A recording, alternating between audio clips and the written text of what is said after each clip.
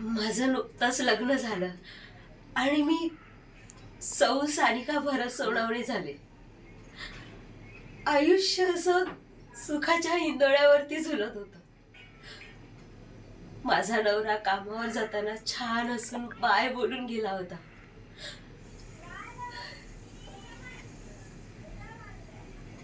आणि थोड्याच वेळात कोणीतरी सांगत आलं की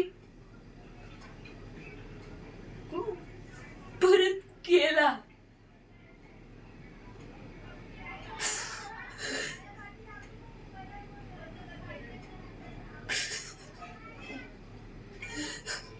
मी पाहिलेलं प्रत्येक स्वप्न क्षणार्धात कोणीतरी चिरडून टाकलं.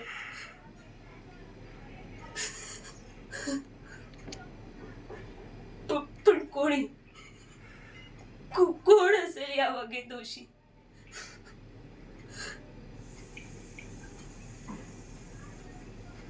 परिस्थिती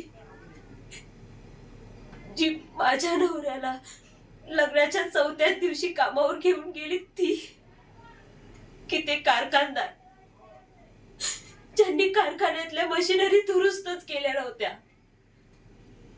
की मशिनरी दुरुस्त नसताना देखील त्यांना वापरायची परवानगी देणारा तो कंत्राटदार.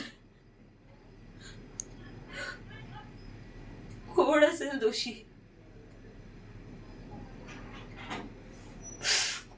कोण देईल मला न्याय? मी आणि माझे सासरे आम्ही प्रयत्न करतोय,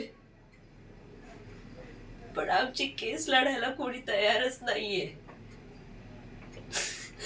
मी मी मी काय करू, कुठे जाऊ, कसं, मला काहीच कळत नाही.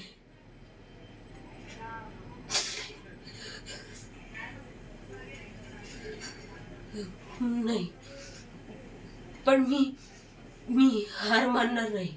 मी मी मी लढणार.